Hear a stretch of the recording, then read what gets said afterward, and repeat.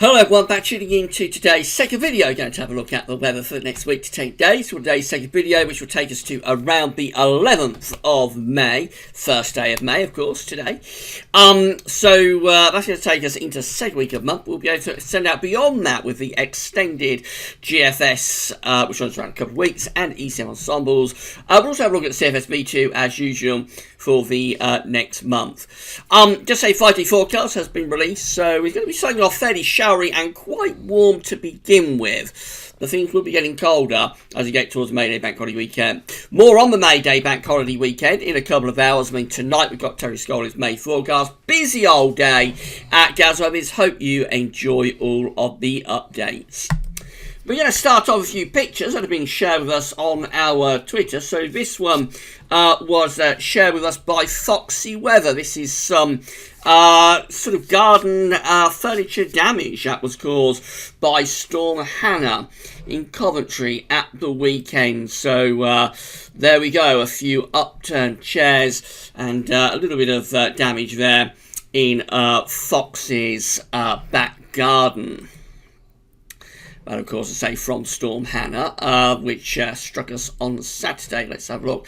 A couple of more, if I can find some. So just scrolling up through the tweets, and we'll get there in the end. This is new Twitter, of course. They have updated the layout, so it's all a little bit different. There's a nice one from Lee. This one is showing sun rising at Hartshead Pike, Ashton under Lyme the other morning. So quite a nice sunrise picture there.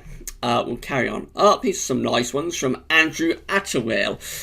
Andrew showing his favourite bench and view at work overlooking the River Waveney and Waveney Valley in Ersham Wetland Centre. I think Andrew is over in Norfolk. So very lovely picture there of a very nice looking spring day. I think this was from yesterday. But Andrew shared these ones with us. So some really lovely looking pictures there from Andrew. Big thanks to Andrew for sharing them. This one from Craig. Deceptive with air temps again. 11 Celsius with easterly winds. So despite the oilseed rape and the glorious blue skies, it was pretty chilly over there near the east coast with those cold easterly winds. And then finally we've got Simon's Weather Photography showing the sunrise yesterday, maybe the day before, in Great Yarmouth. So pretty orangey looking skies there over in Great Yarmouth from the sunrise on the Norfolk coast. If you would like to have your pictures featured in the videos, there are various ways of doing it. You can share them with us, as all of these have been, on our Twitter or Facebook pages. So we're on Twitter and Facebook for GasWeathers, and we link to both of those accounts on all pages at GasWeathers and in the description at YouTube. So that's one way of doing it. You can also share them in the comment box at GasWeathers or email them to gasweathers@gmail.com. And we're always happy to feature your weather pics in the videos when we get a little bit of time. So thanks everybody for doing that. Right, let's have a look at the Arctic oscillation observed and forecast chart then. So the black line shows where we've been with the Arctic oscillation. The red lines at the end, where the GFS ensembles are forecasting the Arctic oscillation to go. Just an index that's reflecting the atmospheric state, it's not driving anything. Just tells us what the atmosphere is doing. When the Arctic oscillation is positive, you've got low pressure up over pole. But when the Arctic oscillation is negative, you've got high pressure blocking over pole. Where we are right now is very close to neutral with the Arctic oscillation, but we are forecasting through the GFS ensembles that the Arctic oscillation is going to go more negative through the first half of May. So we could be looking at some pretty extensive northern blocking actually through the first half of May, which when you get to May and into the summer, that's not a particularly good sign a lot of the time, because it will tend to push a jet stream southwards.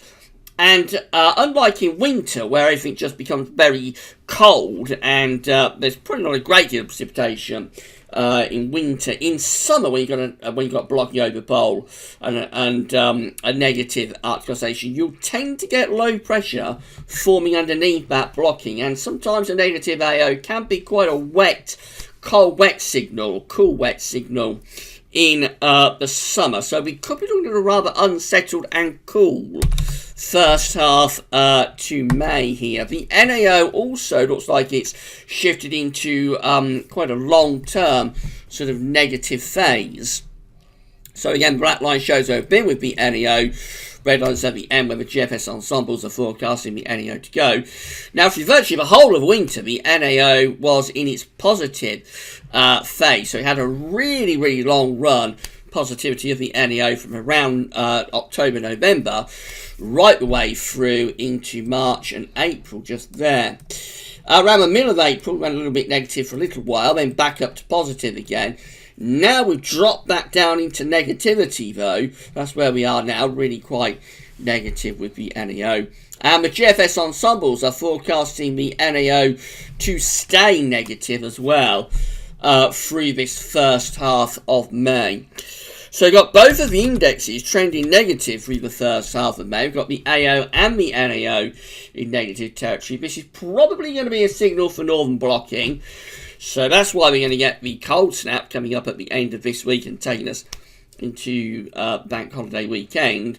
Initially going to be relatively dry, but I think the further on we go into the first half of May, the more we're at risk, certainly from the model output this morning, of bringing low pressure in off the Atlantic. So we could be in for quite a cool and quite a wet and unsettled first half to May. To be honest, the signals are probably not all that good for the first half of May. But of course, it's all quite a long way off, so there is time for change. But it is possible that this first half of May could turn out to be quite unsettled. These are the GFS upper air temperature and precipitation ensembles for the next couple of weeks. The red line here is a 30-year upper air temperature average for Coventry today. So we're starting off close to average at the moment, but we're going to be going cold and average at the end of the week. We've got this cold snap coming up, and that again is likely to bring wintry showers into northern eastern parts of Scotland and North East England, and also, perhaps more significantly, some quite cold nights. Friday night and again Saturday night could both be pretty cold with a risk of frost. So again, it would be a case of covering up delicate plants and flowers and fruit blossom. So as we go through the bank holiday weekend, we start off really quite cold indeed. We'll see a gradual recovery. But to be honest, again, it looks like the temperature is only going back closer to average. Still probably rather on the cool side, if anything. Certainly no sign of anything particularly warm there up to the middle of May. I mean, that's the 15th of May just there. There's no sign of anything particularly warm on that ensemble graph. It does look like it's getting more unsettled as well. So we've got some showers coming up over the next couple of days as we transition from this relatively warm weather we've got right now to the cold weather we have at the end of the week. Then over bank holiday weekend, it goes mainly dry, actually, through bank holiday weekend. But as we get through into next week, again, the precipitation spikes are there, and they are increasing through the second week of May and running up to the middle of the month. So, on the face of it, it does look as though we've got rather a cool and perhaps an increasingly unsettled signal for the first half of May. To be honest, temperature anomalies from the 1st to the 9th of May. Look at that, widely below average, not just for the UK and Ireland, but for the vast majority of Europe as well. We have got Spain and Portugal coming out warmer than average. But really, that is quite a cold looking temperature anomaly for the first sort of week of May, significantly below average, particularly very central and northern parts of Europe. Our temperature anomaly looks like it's kind of like around a couple of degrees below average. But certainly this is a big change actually on what we've had for quite a long time. Had a long run generally of warmer than average conditions over the past few weeks and months. This is quite a big change over what we've had for a long time. Precipitation on is also looking rather more unsettled, generally a bit above average now for the UK and Ireland, or it's kind of like it's average to a little bit above average. So driving average conditions being pushed out to the northwest of us. So you can see where the high pressure is likely to be close to Ireland, to west of Scotland. So again, it just is re-emphasising the fact that the further on we go into this first half of May, the more unsettled it could be getting. That's how the GFS is looking for Saturday. This is all covered by the 5-day forecast, of course. Got northerly winds on Saturday. We're still more or less under high pressure through this bank holiday weekend, so there's not going to be much in the way of precipitation around. Any showers that are around are likely to be in the far north and east of the country. Most places will be dry. The main talking point about the weekend will be the cold start, then a gradual recovery in temperature to get through to bank holiday Monday. We've just got beyond the bank holiday weekend now. This is Tuesday the 7th of May. Low pressure now is starting to develop in the Atlantic. So this is what I'm talking about in terms of the northern blocking. We've got the high pressure up there over Greenland. Underneath it, we've got low pressure. And what tends to happen in the summer, because there's much more energy available within the atmosphere, even when the atmosphere is cool, in the summer it's still going to be relatively warm, relatively humid within the atmospheric parameters. So what you'll tend to get is low pressure developing underneath it. You don't tend to get this as much in the winter. You just get very still, very cold conditions with northern blocking in the winter, and of course what precipitation does fall will fall as snow. But in summer you tend to get low pressure forming within the instability in the atmosphere. That's what's going on there. Low pressure developing in the Atlantic, and it's only going in one way. So as we go through next week, the GFS 6 o'clock run does turn things really quite unsettled, with low pressure moving in from off the Atlantic underneath this northern blocking, but we've got out to the north and to the west of the country. That's how we look at day 10, so still pretty unsettled and quite chilly as well.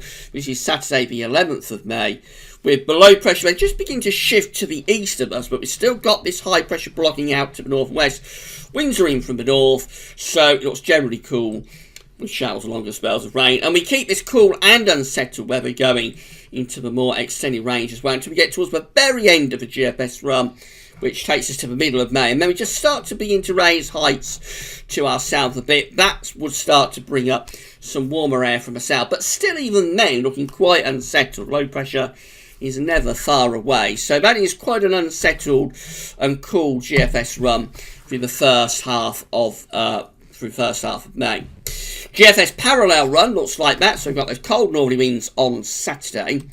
Again, mainly dry conditions over the bank holiday weekend, but temperatures will be chilly. Then through next week, again, here comes a low pressure breaking through off the Atlantic. So that's Wednesday, a week away, Wednesday the 8th of May. And it is looking pretty wet and windy, I have to say. That wouldn't look out of place in sort of October time. So it does look pretty autumnal, with low pressure bringing wet and windy weather in from off the Atlantic. Then that low pressure clears away to our east in the second half of next week, but obviously we'll still have showers rotating around this low pressure. And overall the temperatures are still pretty cool. The air's coming out of the North Atlantic, so pretty chilly as well. In the more extended range, this is how we look. So eventually, as we get towards the middle of May, high pressure starting to build over the country, but still is quite a northern blocking type feature. So as far as we can go is to Friday the 17th of May, and the high pressure is still sort of to the north of us. It's between Scotland and Iceland. So again, it's not going to be a heat wave. Anytime high pressure is sitting to our north, it's not going to be particularly warm, especially if you're pulling in northeasterly winds. I'm not sure the parallel run is quite as unsettled as the operational GFS, but nevertheless they are both sort of trending in the same direction, which is pretty cool and pretty unsettled through the first half of May. ECM looking like that. Again, cold northerly winds on Saturday could bring wintry showers to the northeast and a risk of night frost chill. And then the high pressure kind of like ridging through the country over the bank holiday weekend. Into next week, here comes a low pressure breaking through from off the Atlantic. So this is a really intense northern blocking that we've got here through the middle of next week.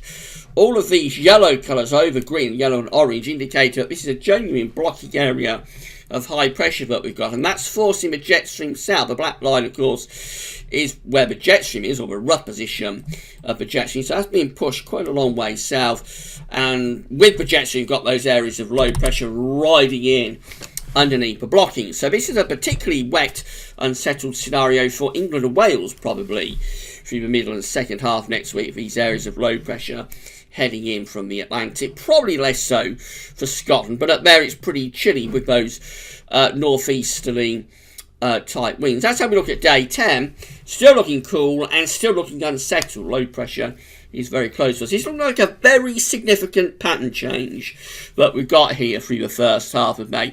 We did go through a very significant pattern change through the first half of March, which was to wet and windy Atlantic-driven weather. But that wasn't sustained more than a couple of weeks, and then we got ourselves back towards those warm, dry conditions in the second half of March, and particularly, of course, as we got to the Easter weekend, taking us into the early part of April. But for this situation, it does look as though this is a cooler, wetter type pattern. Certainly a cooler pattern compared to the first half of March. It's also very unsettled. Again, it could be temporary. It could be that this is just going to last for a week or two, or it could be something more significant. Obviously, it's something more significant, then it will be an important change as we get towards the summer months. But it's too early to say that this is going to shift us into a cold, wet pattern or a cool, wet pattern for the summer. It's far too early to say that, but certainly through the first half of March, it's looked like a very different pattern compared to what we've had for quite a while. Let's just have a look at the ECM ensembles. So these are the options that got on the table at day 10. Actually, there's only one option on the table at day 10. This is how 51 out of 51 members of the ECM ensembles are seeing things at day 10, which is going to be the 11th of May, and it looks unsettled.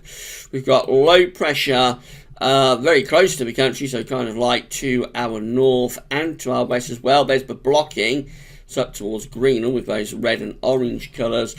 So obviously that's just really unsettled at day 10. Low pressure is in the ascendancy there. That will bring showers or longer spells of rain. You had a little preview when we came over to these charts of the options that we've got on the table for 2 weeks' time. So this is 360 hours away, 16th of May. And then signs of a real change, actually. We get through towards the middle and second half of the month. Look at this, got 18 members of the ECM ensembles that develop a Scandinavian high. So they're bringing in easterly winds. They're mainly dry, and with those easterly winds, probably not particularly cold, maybe even relatively warm. But these options are better. These are 17 just here that have high pressure right over the top of the UK. And so we don't get those easterly winds. Actually, we just have variable winds, which actually push north. So that's a genuinely much warmer and drier scenario. And then we've got the 16 just here that have above average heights to our south and also towards Greenland. Just a little bit more unsettled with these ones, bringing a bit more influence from off the Atlantic. So maybe this won't be a particularly long-lasting change. It certainly is a significant change to the weather pattern that we've got through the first week to 10 days of May. It certainly is quite a significant change.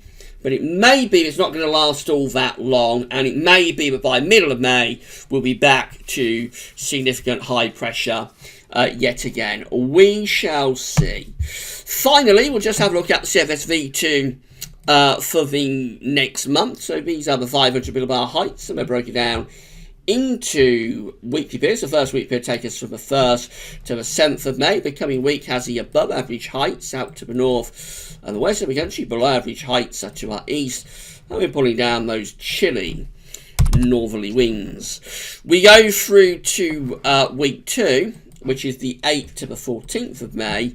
Quite unsettled. Low pressures in the Atlantic running through the country. Above average heights down to the southwest, but overall we have much more influence of a jet stream there, looking rather cool and rather unsettled as we go up towards the middle part of the month.